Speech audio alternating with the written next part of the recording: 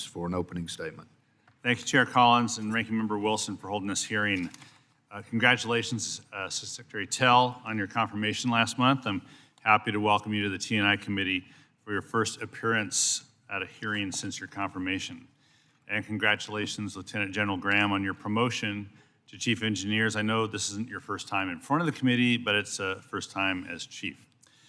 Since 2014, this committee has honored its commitment to meet local water resources needs across the country through the bipartisan and biennial enactment of the Water Resources Development Act. Predictable passage of WRDA bills support core projects while creating jobs in construction and the industries and businesses that benefit directly from these projects. Regular enactment of WRDA bills also allows for the timely implementation of critical policy reforms that improve the function and flexibility of the Corps to respond to local water resource challenges. WRDA 2024 built on that historic bipartisan success of this committee. The law successfully authorized the construction of 21 new projects covering every facet of the Corps' missions, as well as over 150 new feasibility studies for future projects. WRDA 2024 also authorized more than $5 billion in environmental infrastructure assistance for community-driven projects, including $242 million for water and wastewater infrastructure that local officials in Western Washington State requested. These federal, state, and local partnerships are critical to help address the growing water and wastewater infrastructure needs throughout the country.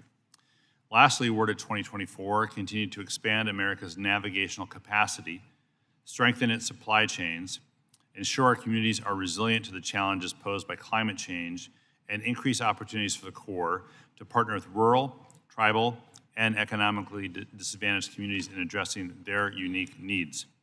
However, authorization of projects or studies is only the first step for communities to realize the benefits of water resource improvements. The administration must request, and Congress must provide, sufficient funding for project planning, construction, and operation and maintenance to realize the benefits of these authorized projects and activities. The bipartisan infrastructure law was a great example of how this should work. The BIL provided a large down payment, about $17 billion, for critical WRDA projects, making a positive impact on communities and creating and supporting good-paying American jobs and the U.S. economy. Contrast that with the significant reductions in core funding included in this administration's fiscal year 2026 budget request. This 24% reduction in core funding would significantly slow project delivery, delay the realization of critical transportation, flood control, and environmental benefits, worsen supply chain delivery challenges, and leave communities vulnerable to extreme weather events. The FY 2026 budget also ignores the legal requirement of WRDA to spend 100% of annual Harbor Maintenance Trust Fund collections for critical port maintenance work, as well as to dedicate 12% of those expenditures to donor and energy transfer ports. This $1 billion cut in maintenance and dredging work will lead to more costly imports and exports, further increasing costs for U.S. families and businesses.